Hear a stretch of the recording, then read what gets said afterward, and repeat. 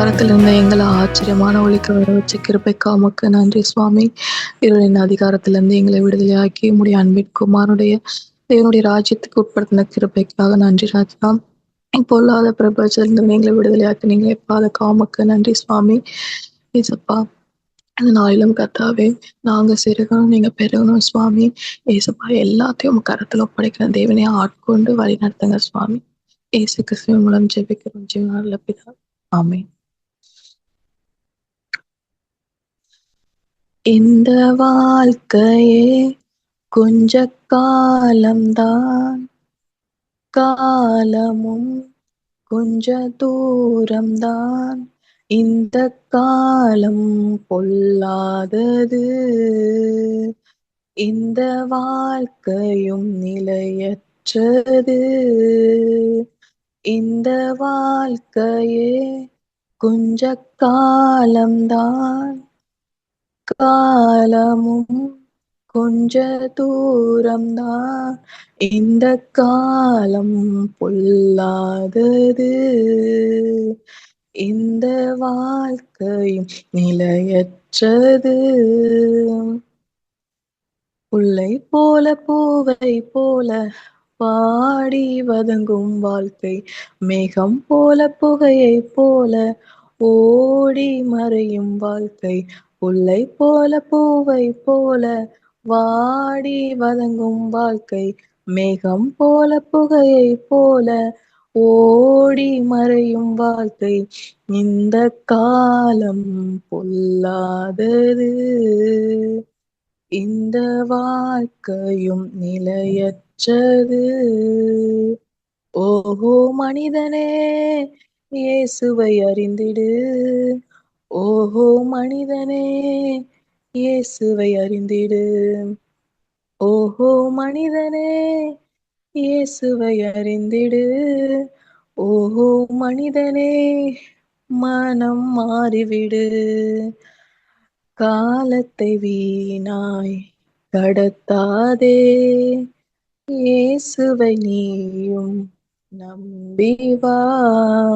காலத்தை வீணாய் கடத்தாதே, இயேசு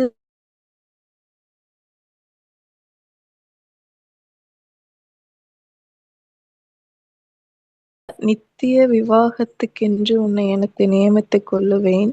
நீதியும் நியாயமும் கிருபையும் உருக்க இரக்கமுமாய் உன்னை எனக்கு நியமித்துக் கொள்வேன். உண்மையாய் உன்னை எனக்கு நியமித்துக் கொள்வேன். நீ கர்த்தரை அறிந்து கொள்வார். நித்திய வாழ்வுக்காக நமக்காக ஜீவனை விட்டு ஏசப்பா, நம்மளுடைய பாவங்களுக்காக மரித்த நம்மளுடைய ஆண்டவர், அவருக்கு கூட வாழ்க்கை மட்டும்தான் என்னைக்குமே நிலையான வாழ்க்கை. நித்திய ஸ்நேகத்தால் என்னை நேசித்தீர், நித்திய ஸ்நேகத்தால் என்னை நேசித்தீர். அன்னை நல்கிட அன்பை தந்தீர், உலகம் தந்திட அன்பை தந்தீர். உம்மை விட்டெங்கும் போவதில்லை நான், உம்மை விட்டெங்கும் போவதில்லை நான். உம்மை சேர்ந்தேதான் ஜீவிப்பேன் நான், உந்தன் சாட்சியாய் ஜீவிப்பேன் நான். நித்திய ஸ்நேகத்தால் என்னை நேசித்தீர், நித்திய ஸ்நேகத்தால் என்னை நேசித்தீர். உலகம் தந்திட அன்பை தந்தீர், அன்னை நல்கிட அன்பை தந்தீர். நித்திய வாழ்வுக்காய் என்னை மீட்டீரே, நித்திய வாழ்வுக்காய் என்னை மீட்டீரே. ஏகரட்சக இயேசு தேவா, எங்கள் ரட்சக இயேசு நாதா. உம்மை பின் செல்வே, உம்மை போலாவே, உம்மை பின் செல்வேன், உம்மை போலாவே என்னை நல்குவேன் பூரணமா. உந்தன் பாதத்தில் பூரணமா. நித்திய ஸ்நேகத்தால் என்னை நேசித்தீர், நித்திய ஸ்நேகத்தால் என்னை நேசித்தீர். அன்னை நல்கிட அன்பை தந்தீர், உலகம் தந்திட அன்பை தந்தீர். விண்ணின் நாட்டிலே என்னை சேர்த்திட, விண்ணில் நாட்டிலே என்னை சேர்த்திட, மேக வீதியில் வந்திடுவீர், ராஜராஜனாய் வந்திடுவீர். ஆராதிப்பேன் நான், போற்றிடுவேன் நான், ஆராதிப்பேன் நான், போற்றிடுவேன் நான். உம்மை சேர்ந்தேதான் ஜீவிப்பேன் நான், உந்தன் சாட்சியாய் ஜீவிப்பேன் நான். நித்திய ஸ்நேகத்தால் என்னை நேசித்தீர், நித்திய ஸ்நேகத்தால் என்னை நேசித்தீர். அன்னை நல்கிட அன்பை தந்தீர், உலகம் தந்திட அன்பை தந்தீர். உம்மை விட்டெங்கும் போவதில்லை நான், உம்மை விட்டெங்கும் போவதில்லை நான். உம்மை சேர்ந்தேதான் ஜீவிப்பேன் நான், உந்தன் சாட்சியாய் ஜீவிப்பேன் நான். பிதாவே ராஜா ஏசப்பா, இந்த நாளை கர்த்தாவே கருத்தில் ஒப்படைக்கிறேன். நாங்கள் சிறுவனும் தேவனே, நீங்க பெருகும். நீங்க கற்றுக் கொடுக்கிற ஒவ்வொரு பாடத்திலும் ஏசப்பா நாங்கள் பின்பற்றி வாழ, பின்பற்றி நடக்க, மற்றவர்களுக்கு மாதிரியா இருக்க, மற்றவர்களுக்கு பிரயோஜனமா இருக்க எங்களை ஒப்பு கொடுக்குறோம் ராஜா. நீங்க பயன்படுத்துங்க, எங்களை ஏற்றுக்கொள்ளுங்க, நீங்க மன்னிங்க ஏசப்பா. இயேசு கிறிஸ்து மூலம் ஜெபிக்கிறோம் ஜீவனும் நல்ல பிதாவே, ஆமென். Amen. Amen. Thank you, sister, for leading worship. இந்த நாளிலும் மத்தியில் இருக்கிற பிரதர் லியோ அவர்கள் கர்த்தருடைய வார்த்தையை பகிர்ந்து கொள்வார்கள். Brother praise the Lord. Praise the Lord brother. Okay. Yakob 4ஆம் அதிகாரம் வசனம் 17 வாசிப்போம். யாக்கோப் எழுதின நிருபம் ஒருவன் நன்மை செய்ய அறிந்தவனாய் இருந்தும் அதை செய்யாமற் போனால் அது அவனுக்கு பாவமாயிருக்கும். கர்த்தருடைய நாமத்திற்கு மகிமை உண்டாவதாக.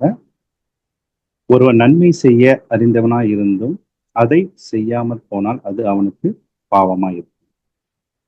பொதுவா நம்ம என்ன நினைச்சு சொல்றோம், அதாவது சில காரியங்களை செய்வதுதான் பாவம் என்று நாம் நினைத்துக் கொள்கிறோம். ஆனால் நாம் நன்மை செய்ய அறிந்திருந்தும் அதை செய்யாமல் போனால் அதுவும் பாவம் என்று இங்கே யாக்கோப் சொல்லுகிறது.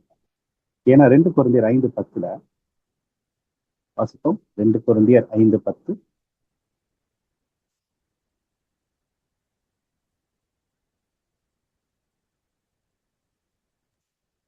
ஏனென்றால் சரீரத்தில் அவனவன் செய்த நன்மைக்காவது தீமைக்காவது தக்க பலனை அடையும்படிக்கு நாம் எல்லாரும் கிறிஸ்துவின் நியாயாசனத்திற்கு முன்பாக வெளிப்பட வேண்டும்.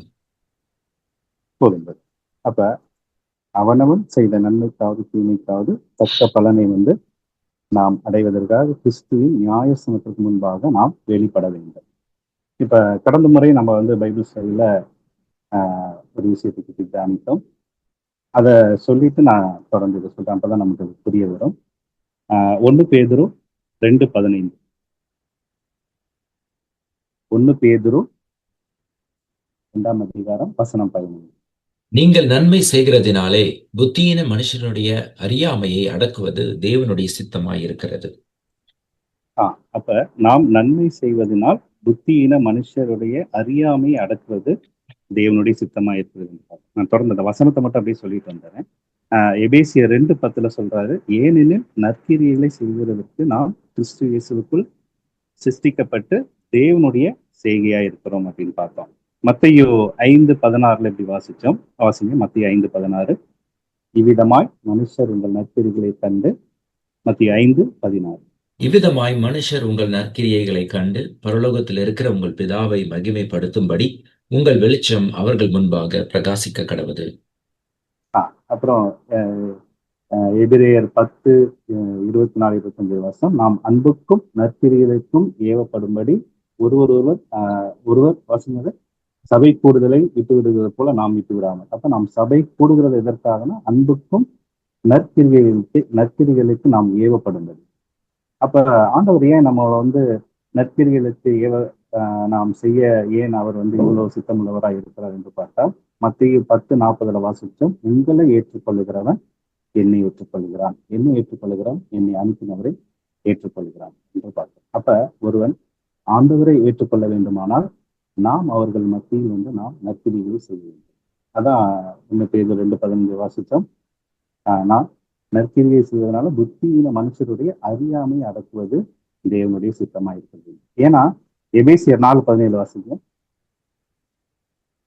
அவங்களுடைய அறியாமை. எபேசியர் 4:17.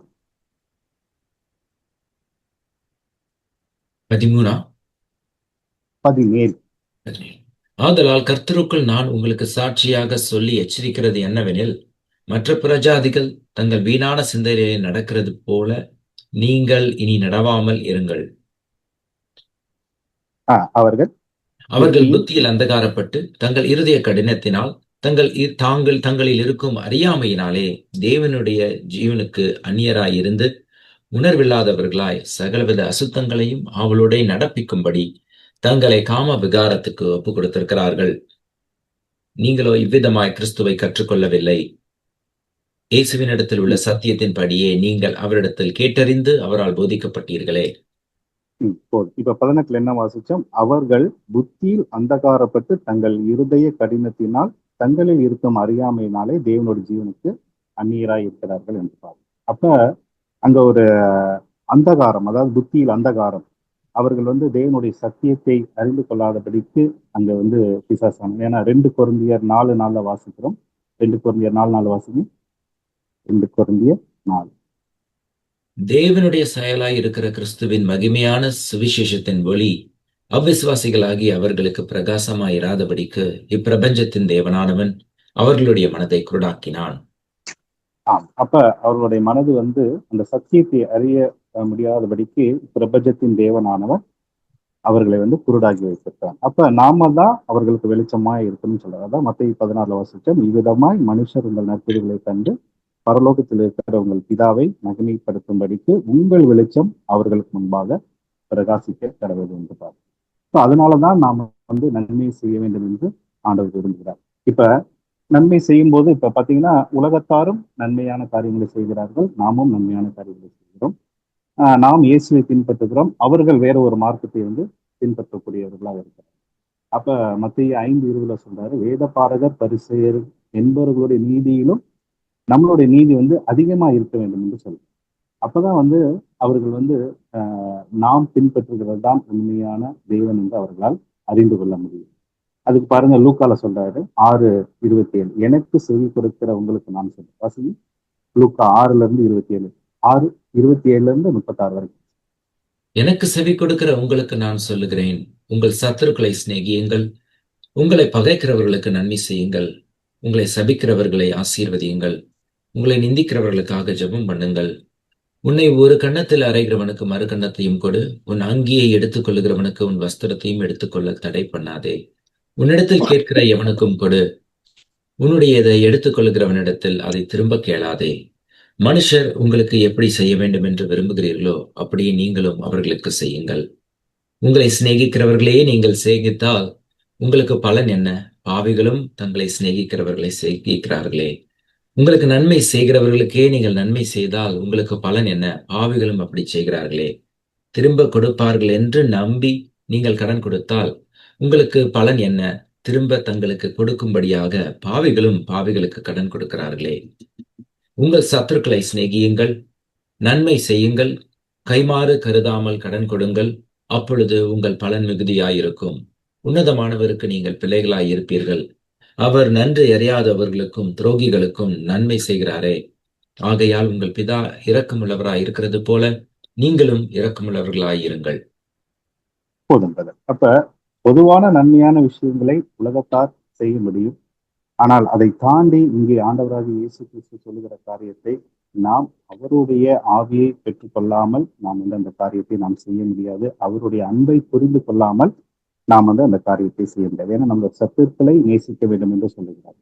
அப்ப தீமை செய்தவர்களுக்கும் நன்மை செய்ய வேண்டும் என்று சொல்லுகிறார். அதனால்தான் இங்க அவர்களுடைய நீதியிலும் நம்மளுடைய நீதி அதிகமா இருக்க வேண்டும் என்று விரும்புகிறோம். பொதுவா நம்ம சொல்லுவோம், அவங்க நம்மளோட நல்லா இஸ்லாமியரை சொல்லுவாங்க, 5 வேளை தொழுவாங்க, கரெக்டான நேரத்துக்கு போவாங்க, இல்லைன்னா இவங்க நல்ல விஷயத்தை இப்படி செய்வாங்க அப்படி செய்வாங்க நம்ம சொல்றோம். ஆனா அந்த சொல்லும் பொழுது நமக்கு என்ன நினைப்பு வர வேண்டும்னா, வேத பாரகர் பரிசேயர் என்பவருடைய நீதியிலும் நம்மளோட நீதியும் அதிகமா இருக்க வேண்டும். அப்பதான் பரலோக ராஜ்யத்தில் பிரவேசிக்க முடியும்னு சொல்றோம். அப்ப வேத பாரகர் பரிசேயரும் இயேசுவை அறியாதவர்கள் தான். இங்கே சில மார்க்கத்தை பின்பற்றுபவர்களும் இயேசுவை அறியாதவர்கள். இப்ப அவர்கள் செய்த காரியங்களை காட்டிலும் அதிகமான காரியத்தை நம்மளிடத்துல எதிர்பார்க்கிறோம். உதாரணமா பாருங்க, 1 கொரிந்தியர் 6:20 வாசிக்கிறோம். கிரயத்திற்கு கொல்லப்பட்டீர்களே, ஆகையால் தேவனுக்கு உடையவைகள் ஆகிய உங்கள் சரீரத்தினாலும் உங்கள் ஆவியினாலும் தேவனை மகிமைப்படுத்த. சரீரத்தில் அநேக நன்மைகளை நாம் செய்துவிட முடியும். ஆனால் இந்த ஆவியினால், அதாவது நம்ம உள்ளத்திலிருந்து சில காரியங்கள், பிறரை மன்னிக்கிறது, பிறர் நமக்கு தீமை செய்யும் பொழுது அவர்களுக்கு நன்மை செய்கிற காரியங்கள், இதெல்லாம் நம்ம ஆவியிலிருந்து செய்யக்கூடிய காரியங்கள். இதையும் சேர்த்து ஆண்டவர் நம்ம இடத்துல எதிர்பார்க்கிறோம். இதுதான் நம்ம கடந்த முறை பார்த்தோம். மாத்திரமல்ல, இப்ப நம்ம வாசித்தோம், ஒருவன் நன்மை செய்ய அறிந்தவனா இருந்தும் அதை செய்யாமல் போனால் அதுவே அவனுக்கு பாவமாயிருக்கும் என்று வாசித்தோம். பிலிப்பியர் 1:5 வாசிக்கிறோம், உங்களில் நற்கிரியை தொடங்கினவர் கிறிஸ்துவின் நாள் பரியந்தம் அதை தொடர வேண்டும் என்று வாசிக்கிறோம். கலாத்தியர் வாசித்தோம், நன்மை செய்கிறதுல நம்ம சோர்ந்து போகக்கூடாது. அப்ப ஆனா இதெல்லாம் நம்ம வாசிக்கிறோம், ஆனாலும் நம்மளால அந்த நன்மையான காரியங்களை முழு மனதோடு நம்மளால அதை செய்ய முடியும். உதாரணமா பாருங்க, இப்ப நற்கிரிகள் அப்படின்னா நம்ம எப்ப செய்வோம்? நற்கிரிகள் கிறிஸ்துமஸ் வரும்போது, இந்த மாதிரி பண்டிகை நேரத்துல நம்ம ஒரு நற்கிரிகளை நம்ம செய்வோம். அந்த நேரத்துல நம்ம அதிகமா மற்றவர்களுக்கு கொடுப்போம். இந்த மாதிரி விஷயத்தை செய்வோம். இப்ப இன்னும் உதாரணமா பார்த்தா, லூக்கால அந்த வெள்ளாடு செம்மறி ஆடை பிரிக்கும் பொழுது அங்க ஆண்டவர் சொல்வாரு, எளியவன் ஆகிய ஒருவனுக்கு நீங்க செய்தது அதை எனக்கே செய்தீர்கள். அப்ப வியாதிப்பட்டிருந்தோம், சிறைப்பட்டிருந்தோம், அதெல்லாம் நீங்க பார்க்க வந்தீங்க. அப்ப நம்ம அதெல்லாம் எடுத்துக்கொண்டு இன்னைக்கு என்ன செய்யறோம்? வியாதியா இருக்கவங்களை போய் பார்க்கிறோம், சிறைப்பட்டவர்களை போய் பார்க்கிறோம். இந்த மாதிரியான விஷயத்த நம்ம செய்யறோம். ஆனா ஆண்டவர் என்ன செய்யறாருன்னா, அதை நம்மளுடைய சுபாவமாகவே மாற்ற வேண்டும் என்று விரும்புகிறார்.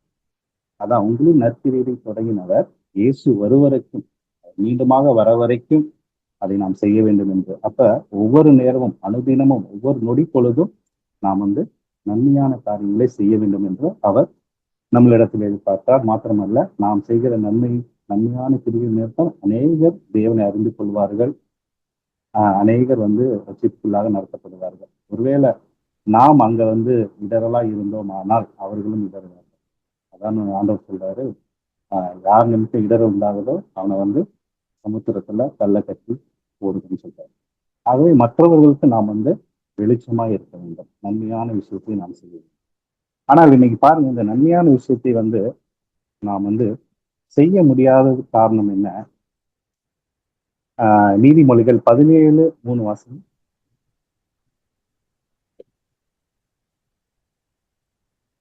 வெள்ளியை குகையும் பொன்னை புடமும் சோதிக்கும், இருதயங்களை சோதிக்கிறவரோ கர்த்தர். நீதிமொழிகள் 17:3. நன்மைக்கு தீமை செய்கிறவன், நன்மைக்கு தீமை செய்கிறவன் எவனோ அவன் வீட்டை விட்டு தீமை நீங்காது. 17:13 தானே மாத்தி சொல்றேன்? கரெக்ட் தான் சொல்லி. ஓகே. அப்ப நன்மைக்கு தீமை செய்கிறவன் எவனோ அவனை விட்டு தீமை நீங்காது என்று பார்க்கிறோம். இப்ப பொதுவா ஆஹ் நம்ம உடனே நம்ம நினைச்சு நமக்கு யார் நன்மை செய்தார், நம்ம தீமை செய்வதற்கு அப்படின்னு நம்ம யோசிக்கிறாரு. ஆண்டவர் நமக்கு நன்மையான காரியங்கள் செய்தார். லூக்கா 6:35 வாசித்தோம். அவர் நன்றி அறியாதவர்களுக்கும் துரோகிகளுக்கும் நன்மை செய்தார் என்று. ஏன்னா நம்ம முற்காலத்தில் நம்ம அப்படிதான் இருந்தோம். அக்கிரமத்தினாலும் பாவத்தினாலும் மறித்து இருந்தோம். வாசிங்க எபேசியர் 2:1 வாசிங்க. எபேசியர் 2:1 வாசிங்க. அக்கிரமங்களினாலும் பாவங்களினாலும் மரித்தவர்களாய் இருந்த உங்களை உயிர்ப்பித்தார். அவைகளில் நீங்கள் முற்காலத்திலே இவ்வுலக வழக்கத்திற்கு ஏற்றபடியாகவும் கீழ்ப்படியாமையின் பிள்ளைகளிடத்தில் இப்பொழுது கிரியை செய்கிற ஆகாயத்து அதிகார பிரபுவாகி ஆவிக்கேற்றபடியாகவும் நடந்து கொண்டீர்கள். அவர்களுக்குள்ளே நாம் எல்லாரும் முற்காலத்திலே நமது மாம்ச இச்சையின்படியே நடந்து நமது மாம்சமும் மனசும் விரும்பினவைகளை செய்து சுபாவத்தினாலே மற்றவர்களைப் போல கோபாக்கினையின் பிள்ளைகளாய் இருந்தோம். தேவனோ இரக்கத்தில் ஐஸ்வர்யமுள்ளவராய் நம்மில் அன்பு கூர்ந்த தம்முடைய மிகுந்த அன்பினாலே அக்கிரமங்களில் மரித்தவர்களாயிருந்த நம்மை கிறிஸ்துவுடனே கூட உயிர்ப்பித்தார். கிருபையினாலே ரட்சிக்கப்பட்டீர்கள். கிறிஸ்து இயேசுவுக்குள் அவர் நம்மிடத்தில் வைத்த தயவினாலே தம்முடைய கிருபையின் மகா மேன்மையான ஐஸ்வர்யத்தை வருங்காலங்களில் விளங்கச் செய்வதற்காக கிறிஸ்து இயேசுவுக்குள் நம்மை அவரோட கூட எழுப்பி உன்னதங்களிலே அவரோட கூட உட்காரவும் செய்தார். கிருபையினாலே விசுவாசத்தை கொண்டு ரட்சிக்கப்பட்டீர்கள். இது உங்களால் உண்டானதல்ல, இது தேவனுடைய ஈவு. ஒருவரும் மேன்மை பாராட்டாதபடிக்கு இது கிரியைகளினால் உண்டானதல்ல. ஏனெனில் நற்கிரியைகளை செய்கிறதற்கு நாம் கிறிஸ்து இயேசுவுக்குள் சிருஷ்டிக்கப்பட்டு தேவனுடைய செய்கையாய் இருக்கிறோம். அவைகளில் நாம் நடக்கும்படி அவர் முன்னதாக அவைகளை ஆயத்தம் பண்ணி இருக்கிறார். இப்ப அக்கிரமத்தினாலும் பாவத்தினாலும் முன்பு நாம் மறித்திருந்தோம். அப்ப இந்த உலகத்தின் வழக்கத்தின்படிதான் நாமும் ஒரு காலத்தில் இருந்தோம். ஆனால் கிருபையினால விசுவாசத்தை கொண்டு நம்மளை ஆண்டவர் ரட்சித்தார். ஒருவரும் பெருமை பாராட்டாதபடிக்கு இது கிரியினால் உண்டானதல்ல, ஏனெனில் நற்கிரிகளை நாம் செய்யும்படிக்கு கிறிஸ்து இயேசுக்குள்ள நம்ம சிருஷ்டிக்கப்பட்டது. இப்ப தேவன் முன்னதாகவே நமக்கு நன்மையான காரியத்தை செய்திருக்கிறார். அவர் நம்முடைய அக்கிரமம் பாவம் எல்லாவற்றையும் அவர் சுமந்து தீர்த்திருக்கிறார். ஆகவே அதை எண்ணி நாம் நன்மை செய்யக்கூடியவர்களா இருக்க வேண்டும். மாத்திரமல்ல, நாம் பரலோகத்திற்கு நாம் தகுதி அடைந்திருக்கிறோம். அதாவது நம்மளை பரலோக ராஜ்யத்திற்கு அவர் கொண்டு போகும்படியாக. இப்ப 1 பேதுரு வசனம் 1 பேதுரு 3:9 வாசிங்க. தீமைக்கு தீமையையும் உதாசனத்துக்கு உதாசனத்தையும் சரி கட்டாமல் அதற்கு பதிலாக நீங்கள் ஆசீர்வாதத்தை சுதந்திரித்துக் கொள்ளும்படி அழைக்கப்பட்டிருக்கிறவர்கள் என்று அறிந்து ஆசீர்வதியுங்கள். ஜீவனை விரும்பி நல்ல நாட்களை காண வேண்டும் என்றிருக்கிறவன் பொல்லாப்புக்கு தன் நாவையும் கபடத்துக்கு தன் உதடுகளையும் விலக்கி காத்து பொல்லாப்பை விட்டு நீங்கி நன்மை செய்து சமாதானத்தை தேடி அதை பின்தொடர கடவன். கர்த்தருடைய கண்கள் நீதிமான்கள் மேல் நோக்கமாயிருக்கிறது, அவருடைய செவிகள் அவர்கள் வேண்டுதலுக்கு கவனமாயிருக்கிறது. தீமை செய்கிறவர்களுக்கோ கர்த்தருடைய முகம் விரோதமாயிருக்கிறது. நீங்கள் நன்மையை பின்பற்றுகிறவர்களானால் உங்களுக்கு தீமை செய்கிறவன் யார்? நீதி நிமித்தமாக தீமைக்கு தீமையும் உதாசனத்துக்கு உதாசனத்தையும் சரி கட்டாமல் அதற்கு பதிலாக நாம் ஆசீர்வாதத்தை சுதந்திரித்துக் கொள்ளும்படி அழைக்கப்பட்டவர்கள் என்று அறிந்து ஆசீர்வதிங்கள். ஏன்னா அடுத்த வசனம் வாசிக்கிறோம். நல்ல நாட்களை கர்த்தருடைய கண்கள் நீதிமான்கள் மேல் நோக்கமாயிருக்கிறது, அவருடைய செவிகள் அவருடைய வேண்டுதலுக்கும் கவனத்திற்கும் கவனமாய் இருக்கிறது. தீமை செய்கிறவர்களுக்கோ கர்த்தருடைய முகம் விரோதமாய் இருக்கிறது. இந்த வசனம் 10 வாசிங்க. ஜீவனை விரும்பி நல்ல நாட்களை காண வேண்டும் என்று இருக்கிறவன் பொல்லாப்புக்கு தன் நாவையும் கபடத்திற்கு தன் உதட்டையும் விளக்கி காத்து என்று பார்க்கும். அப்ப 13 வாசிக்கிறோம். நீங்கள் நன்மையை பின்பற்றுகிறவர்களானால் உங்களுக்கு தீமை செய்கிறவன் யாருன்னு. அப்ப தீமைக்கு தீமை நாம் செய்யக்கூடாது. எதற்காக அப்படின்னா, நம்ம ஆசீர்வாதத்தை சுதந்திரிக்க போறோம், பரலோக ராஜ்யத்தை நாம் சுதந்திரிக்க போகிறவரா இருக்கிறது. நாம் தீமை செய்கிறவர்களுக்கும் நாம் நன்மை செய்ய வேண்டும் என்று ஆண்டவர் விரும்புகிறார். சரி, இப்ப ரோமருக்கு வருவோம். ரோமர் 3ஆம் அதிகாரம் வசனம் 10-12 வரைக்கும். அந்தப்படியே நீதிமான் ஒருவனாகிலும் இல்லை, உணர்வுள்ளவன் இல்லை, தேவனை தேடுகிறவன் இல்லை, எல்லாரும் வழி தப்பி ஏகமாய் கெட்டு போனார்கள். நன்மை செய்கிறவன் ஒருவனாகிலும் இல்லை. ம்.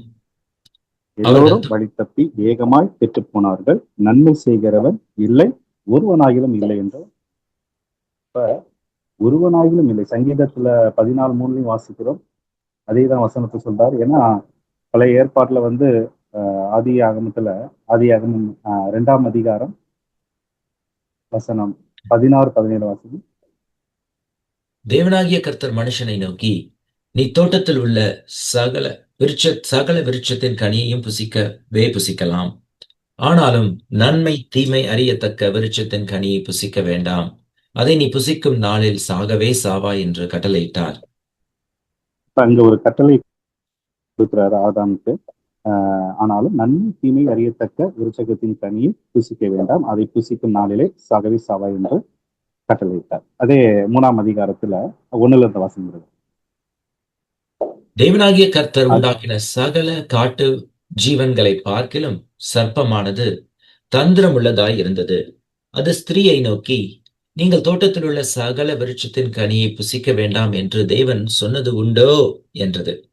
ஸ்திரீ சர்ப்பத்தை பார்த்து, நாங்கள் தோட்டத்தில் உள்ள விருட்சங்களின் கனியை புசிக்கலாம். ஆனாலும் தோட்டத்தின் நடுவில் இருக்கிற விருட்சத்தின் கனியை குறித்து தேவன், நீங்கள் சாகாதபடிக்கு அதை புசிக்கவும் அதை தொடவும் வேண்டாம் என்று சொன்னார் என்றாள். அப்பொழுது சர்ப்பம் ஸ்திரீயை நோக்கி, நீங்கள் சாகவே சாவதில்லை. நீங்கள் இதை புசிக்கும் நாளிலே உங்கள் கண்கள் திறக்கப்படும் என்றும், நீங்கள் நன்மை தீமை அறிந்து தேவர்களைப் போல இருப்பீர்கள் என்றும் தேவன் அறிவார் என்றது. அப்பொழுது ஸ்திரீயானவள், அந்த விருட்சம் புசிப்புக்கு நல்லதும் பார்வைக்கு இன்பமும் புத்தியை தெளிவிக்கிறதற்கு இச்சிக்கப்படத்தக்க விருட்சமுமாய் இருக்கிறது என்று கண்டு அதன் கனியை பறித்து புசித்து தன் புருஷனுக்கும் கொடுத்தால் அவனும் புசித்தான். அப்பொழுது அவர்கள் இருவருடைய இப்ப இங்க என்னன்னா, நன்மை தீமை அறியத்தக்க கனியை வந்து அந்த தோட்டத்துல வைக்கிறாரு. தோட்டத்துல உள்ள சகல விருட்சகத்தையும் நீங்க சாப்பிடலாம், ஆனால் இந்த விருட்சகத்தை மட்டும் நீங்க சாப்பிடக்கூடாதுன்னு சொல்றாரு. அப்ப பிசாசு வந்து ஏவாள்கிட்ட வந்து அந்த கனியை வந்து அவர்கள் புசிக்கும்படியா தேவனுடைய வார்த்தையை மீறும்படிக்கு அங்க வந்து ஏவாளோட சொல்றாப்புல. ஏன்னா ஆனாலும் தோட்டத்தின் நடுவில் இருக்கும் விருட்சகத்தின் கனியை குறித்து தேவன், நீங்கள் சாகாதபடிக்கு அதை புசிக்கவும் அதை தொடவும் வேண்டாம் என்று சொன்னார் என்றால், அப்பொழுது சர்ப்பம் ஸ்திரியை நோக்கி, நீங்கள் சாகவே சாவதில்லை, நீங்கள் இதை புசிக்கும் நாளிலே உங்கள் கண்கள் திறக்கப்படும் என்றும், நீங்கள் நன்மை தீமை அறிந்து தேவர்களைப் போல் இருப்பீர்கள் என்றும் தேவன் அறிவார் என்று சொன்னார். உடனே இவர்கள் என்ன செஞ்சுட்டாங்க, ஆண்டோடைய வார்த்தையை மீறி அந்த கனியை வந்து புசிச்சிட்டாங்க. ஏன்னா இந்த உலகத்தை முழுமையா உண்டாக்கி ஆண்டவர் வந்து ஆதாம் ஏவாளுக்கு தான் அதை வந்து கொடுத்தாரு. அது எங்க வாசிக்கலாம்னா, எபிரேயர் 2ஆம் அதிகாரம் வசனம் 7 வாசனம்.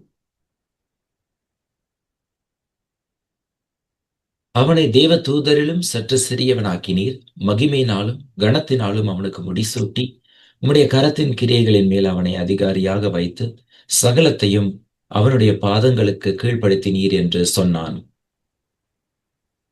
அப்ப இது சகலவற்றிலையும் அவனுடைய பாதத்துக்கு வந்து கீழ்ப்படுத்தினார். ஆனால் எப்போ அவர்கள் பிசாசுடைய வார்த்தையை கேட்டு தேவனுடைய வார்த்தையை மீறி அந்த கனியை புசித்தார்களோ, அந்த அதிகாரம் முழுவதும் பிசாசுக்கு கொடுக்கப்பட்டது. அதை வந்து நம்ம லூக்கா 4:5 வாசிப்போம். லூக்கா 4 வசனம் 5 வாசிப்போம். பின்பு பிசாசு அவரை உயர்ந்த மலையின் மேல் கொண்டு போய் உலகத்தின் சகல ராஜ்யங்களையும் ஒரு நிமிஷத்திலே அவருக்கு காண்பித்து, இவைகள் எல்லாவற்றின் மேலுள்ள அதிகாரத்தையும் இவைகளின் மகிமையும் உமக்கு தருவேன். இவைகள் எனக்கு ஒப்பு கொடுக்கப்பட்டிருக்கிறது. எனக்கு இஷ்டமானவனுக்கு இவைகளை கொடுக்கிறேன். நீர் என்னை பணிந்து கொண்டால் போதும். அப்ப இங்க என்ன சொல்றான், பின்பு பிசாசு அவரை உயர்ந்த மலையின் மேல் கொண்டு போய் உலகத்தின் சகல ராஜ்யங்களையும் ஒரு நிமிஷத்திலே அவருக்கு காண்பித்து, இவைகள் எல்லாவற்றின் மேல உள்ள அதிகாரத்தையும் இவைகளின் மகிமையும் உமக்கு தருகிறேன். இவைகள் எனக்கு ஒப்பு கொடுக்கப்பட்டிருக்கிறது. எப்போ அவர்கள் வந்து ஆண்டவருடைய வார்த்தையை மீறி பிசாசுக்கு செவி கொடுத்து அவர்கள் அந்த கனியை புசித்தார்களோ, அப்ப அந்த அதிகாரம் முழுவதும் அவனிடத்துல போயிடுச்சு. அதுக்கப்புறம் அவன் என்ன செய்கிறான் அப்படின்னா, ரோமர்ல நம்ம வாசிச்சோம், அந்தபடி நன்மை செய்கிறவன் ஒருவனும் இல்லை என்று. அப்ப அந்த காரியத்தை அதுக்கப்புறம் இவன் தொடங்கணும். ஏன்னா ரோமர் 5ல வாசிக்கிறோம். ரோமர் 5:12 வாசிக்கிறேன், நான் வாசிக்கிறேன். இப்படியாக ஒரே மனுஷனாலே பாவமும் பாவத்தினாலே மரணமும் உலகத்திலே பிரவேசித்தது போல எல்லா மனுஷரும் பாவம் செய்தபடியால் மரணம் எல்லோரையும் வந்து மரணம் எல்லோருக்கும் வந்தது போலவும் இதுவும் ஆயிடுச்சு. அப்ப அந்த ஒருவருடைய மீறல்னால என்ன ஆகுது? உலகத்துல பாவம் வந்து பிரவேசிக்கிறது. அப்ப அந்தபடி பாத்தீங்கன்னா கொஞ்ச நாள்லயே அவன் வந்து ஆண்டவர் இந்த உலகத்தை படைத்தார், அதை அழிக்கும்படியாக தீமைகள் பெருகி பாருங்க அதுல ஆபேல் காயின் ஆதியாகம் 4:3 வாசிப்போம். சில நாள் சென்ற பின்பு காயின் நிலத்தின் கனிகளை கர்த்தருக்கு காணிக்கையாக கொண்டு வந்தான். ஆபேலும் தன் மந்தையின் தலையீற்றுகளிலும் அவைகளில் கொழுமையானவைகளிலும் சிலவற்றை கொண்டு வந்தான். ஆபேலையும் அவன் காணிக்கையையும் கர்த்தர் அங்கீகரித்தார். காயினையும் அவன் காணிக்கையையும் அவர் அங்கீகரிக்கவில்லை. அப்பொழுது காயினுக்கு மிகவும் எரிச்சல் உண்டாகி அவன் முகநாடி வேறுபட்டது. அப்பொழுது கர்த்தர் காயினை நோக்கி, உனக்கு ஏன் எரிச்சல் உண்டாயிற்று? உன் முகநாடி ஏன் வேறுபட்டது? நீ நன்மை செய்தால் மேன்மை இல்லையோ? நீ நன்மை செய்யாதிருந்தால் பாவம் வாசற்படியில் படுத்திருக்கும். அவன் ஆசை உன்னை பற்றி இருக்கும். நீ அவனை ஆண்டு கொள்வாய் என்றான். காயின் சகோதரனாகிய ஆபேலோடே பேசினான். அவர்கள் வயல்வெளியில் இருக்கும் சமயத்தில் காயின் தன் சகோதரனாகிய ஆபேலுக்கு விரோதமாக எழும்பி அவனை கொலை செய்தான். அப்ப இங்க என்ன பாக்குறோம்? எப்ப இவர்கள் பிசாசு கீழ்ப்படிந்த உடனே பிசாசு என்ன செய்கிறான்? உலகம் முழுவதும் பாவத்தை கொண்டு வருகிறான், உலகம் முழுவதும் தீமையான காரியங்களை கொண்டு வருகிறான். அதுல வந்து தொடக்கம் தான் இந்த ஆதாமின் சந்ததியை வந்து அங்க வந்து ஆபேல் காயின். எடுத்தோடனே பாருங்க 7ல வாசிக்கிறோம். நீ நன்மை செய்தால் மேன்மை இல்லையோ? நீ நன்மை செய்யாது இருந்தால் பாவம் வாசற்படியில் படுத்திருக்கும். அவன் ஆசை உன்னை பற்றி இருக்கும். நீ அவனை ஆண்டு கொள்வாய் என்றார். அப்புறம் என்ன பண்றான்? அங்க காயின் தன் சகோதரனை கொலை செய்ததை நாம் பார்க்கிறோம். அதுதான் இப்பவும் பாருங்க மத்தேயுல வாசிக்கும் போது அந்த காரியத்துல இங்க சொல்றாரு. மத்தேயுல 5ஆம் அதிகாரம், ஆகையால் நீ பலிபீடத்தினிடத்தில் உன் காணிக்கையை செலுத்த வந்து உன் பேரில் உன் சகோதரனுக்கு குறை உண்டு என்று அங்கே நினைவு கூர்ந்தாயாகில் அங்கே தானே பலிபீடத்தின் முன் உன் காணிக்கையை வைத்துவிட்டு போய் முன்பு உன் சகோதரனுடனே ஒப்புரவாகி பின்பு வந்து உன் காணிக்கையை செலுத்து என்று. அப்ப அங்கிருந்தே ஆதியாமத்திலிருந்தே அங்கிருந்தே அவன் வந்து ஆபேல் தாயின் இடத்துல இருந்து அந்த கிரியை ஆரம்பிச்சுட்டான். இன்ன வரைக்கும் பாருங்க மத்தியிலும் ஆண்டவர் சொல்கிறார், நீ எனக்கு காணிக்கை செலுத்த வரும்போது உன் சகோதரனுக்குள்ள ஏதாவது குறை இருந்தால் போய் அவன் இடத்துல வந்து நீ மன்னிப்பை பெற்றுவிட்டு வந்து என்னிடத்துல வந்து நீ வந்து காணிக்கை செலுத்தி என்று சொல்லு. ஏன்னா அந்தபடி நன்மை செய்கிறவன் ஒருவனும் இல்லாதபடிக்கு ஆக்கி கொண்ட சூழ்நிலை இருந்தது.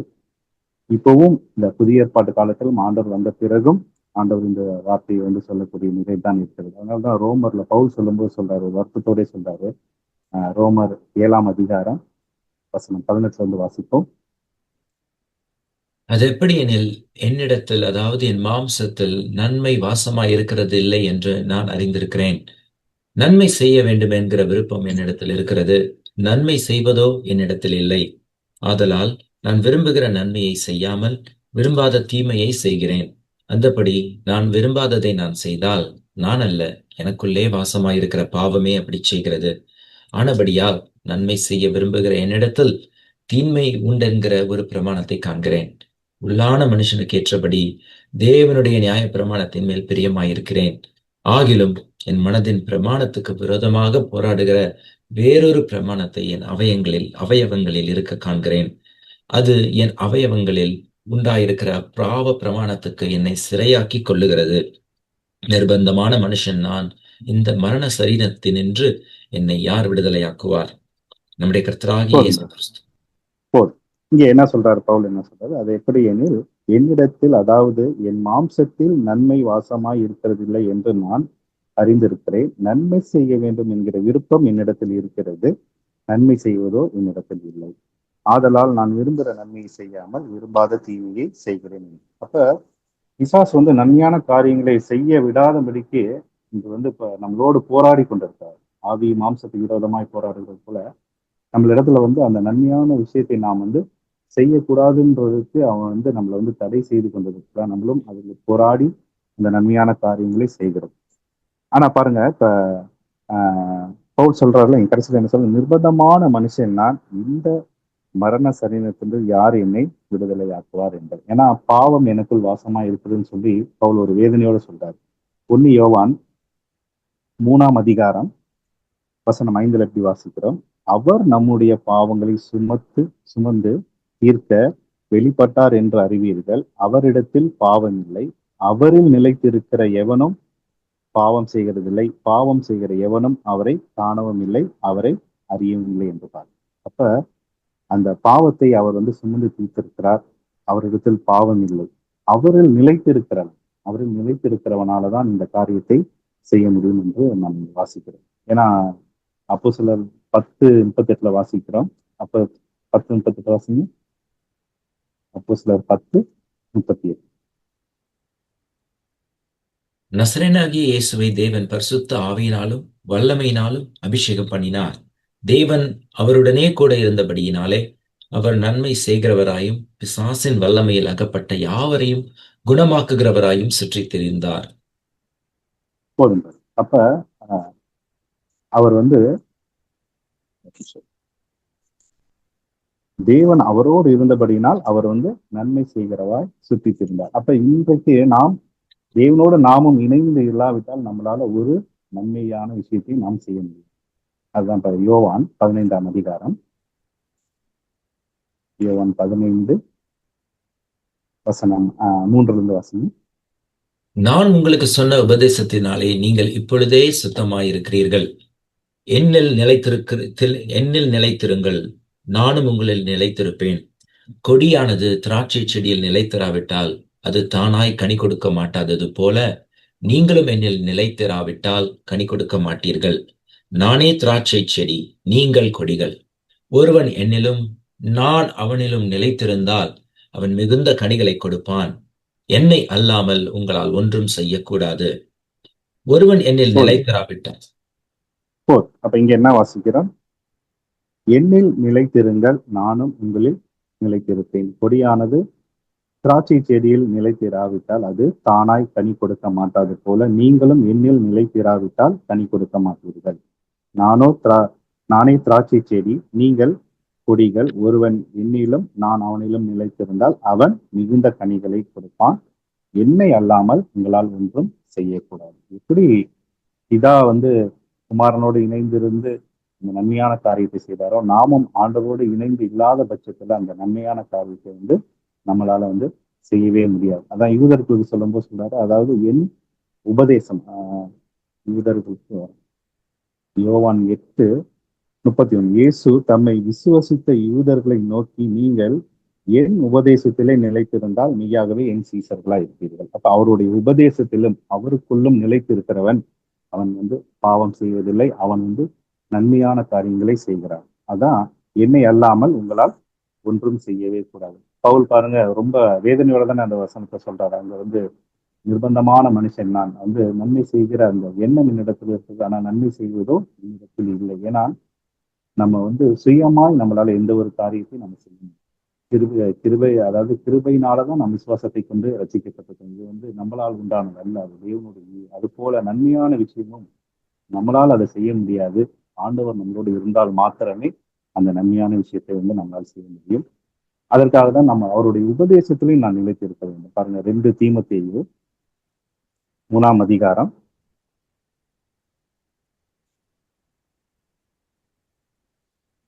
3ஆம் அதிகாரம் வசனம் 16 வாசிப்போம். 16-17. வேத வாக்கியங்கள் எல்லாம் தேவ ஆவியினாலே அருளப்பட்டிருக்கிறது.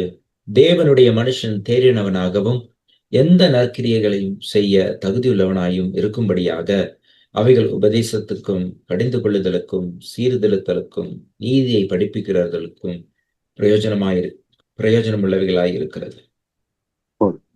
தேவனுடைய மனுஷன் தேறினவனாகவும் எந்த நற்கிரியும் செய்கிறதற்கு செய்கிறவனாக இருக்கும்படி அவைகள் உபதேசத்திற்கும் கடிந்து கொள்ளுதலுக்கும் சீர்திருத்தலுக்கும் நீதியை படிப்பித்தலுக்கும் பிரயோஜனம் உள்ளவர்களாக இருக்கும். அப்ப நாம வந்து அவருடைய உபதேசத்திலையும் நாம் நிலைத்திருக்கணும், அவரோடு நாம் நிலைத்திருக்கணும். இப்பொழுதுதான் நம்ம வந்து எந்த நற்கிரிகளையும் நம்மளால செய்ய முடியும். ஏன்னா இன்னைக்கு பொதுவா நம்ம நற்கிரிகளை, அதாவது கலாத்தியர் 6:9 நன்மை செய்கிறதுல வந்து நம்ம வந்து சோர்ந்து போய்விடுகிறோம். அதாவது அந்த பிறவர் 2 தடவை செய்யறோம், ஆனா பலமுறை செய்யணுமா அப்படின்ற ஒரு சோர்வு வந்து நமக்குள்ள வந்து விடுகிறது. ஆனால் இந்த சோர்வெல்லாம் நமக்கு வந்து நீங்கணும்னா ஆண்டவர் நம்ம கூட இருக்கணும். அவர் நமக்காக செய்த நன்மையை நாம் பார்க்க வேண்டும். எபேசியர் 5:12 வாசிப்போம். எபிரேயர் 5ஆம் அதிகாரம் வசனம் 12 வாசிப்போம். 12, 13, 14.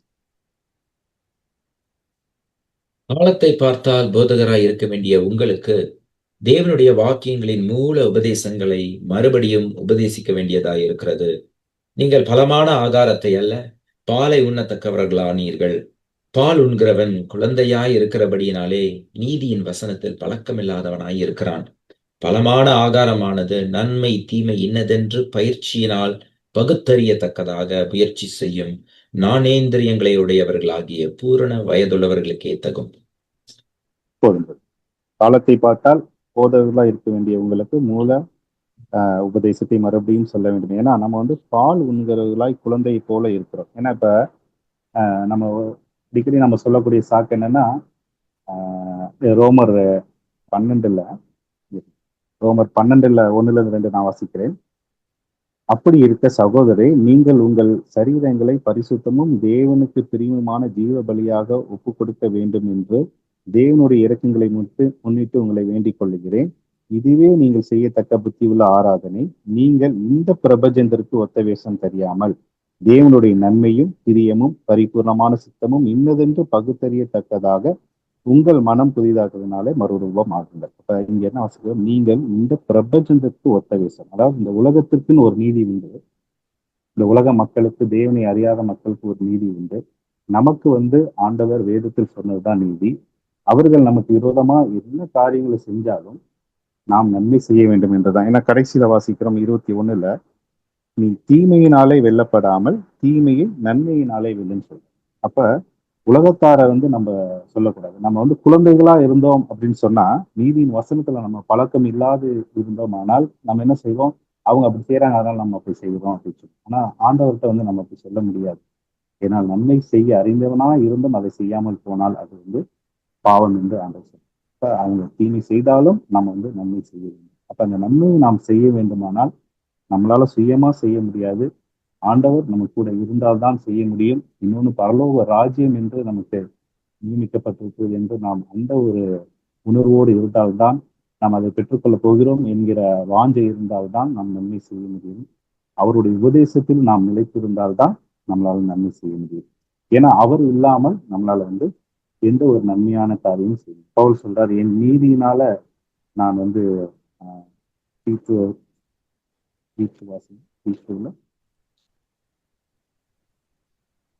நீதியின் கிரியினா நான் ரட்சிக்கப்படாமல்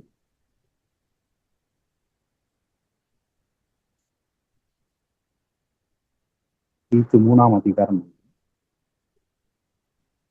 3:5 வாசிங்க.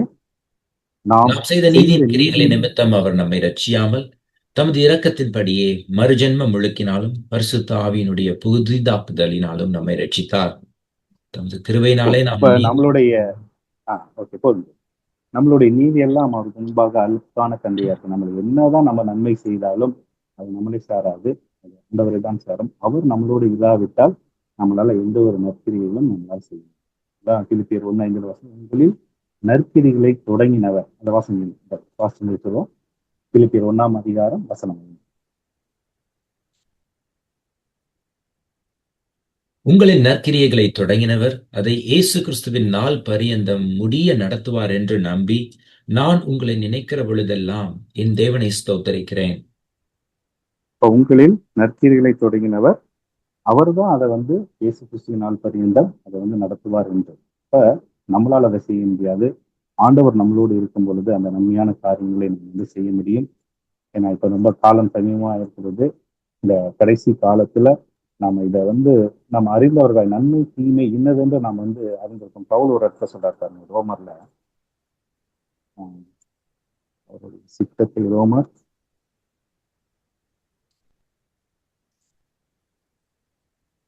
2ஆம் அதிகாரம் 18 வாசிங்க. நியாயப்பிரமாணத்தினால் உபதேசிக்கப்பட்டவனாய் அவருடைய சித்தத்தை அறிந்து நன்மை தீமை இன்னதென்று வகையறுக்கிறாயே. நீ போதுங்க இங்கே. போதும். இங்க என்ன வாசிக்கிறோம்? நன்மை தீமை இன்னதென்று, அதாவது அவருடைய சித்தத்தை அறிந்து நன்மை தீமை இன்னதென்று வகை அளிக்கிறாயே என்று மத்தியில் வாசிக்கிறோம். என் சித்தத்தை செய்கிறவனே பரலோக ராஜ்யத்தில் பிரவேசிப்பான் என்று நம்ம வாசித்தோம். 1 பேதுருல வாசித்தோம்ல, புத்தியின மனுஷனுடைய அறியாமை அடக்குவது தேவனுடைய சித்தமாக இருக்கிறது. எல்லா மனுஷரும் ரட்சிக்கப்படவும் சத்தியத்தை அறிகிற அறிவை அடையவும் அவர் சித்தமுள்ள இருக்கிறார். அப்ப இந்த நன்மை தீமை இன்னதென்று நாம் வகை அறுக்கிறோம். அப்ப இந்த நன்மையான காரியங்களை நம்ம செய்ய நம்ம கடமைப்பட்டிருக்கிறோம். அவர் நமக்காக நன்மை செய்வார். ஆகவே தொடர்ந்து நாமும் ஒவ்வொரு நாளும் அந்த நன்மையான காரியங்கள், அதாவது யார் நமக்கு எதிராக தீமையான காரியங்களை கொண்டு வந்தாலும் நம்ம அதை நன்மையால நாம் வெல்ல வேண்டும் என்று கர்த்தர் விரும்புகிறார். கர்த்தருடைய பரிசுத்த நாமத்திற்கு நன்மை. Thank you brother. இந்த நாளில் கேட்ட காரியத்தில் இருந்து ஏதாகிலும் காமெண்ட்ஸோ வேத வசனங்களோ இருக்குமானால் இந்த நேரத்தில் பகிர்ந்து கொள்ளுங்கள்.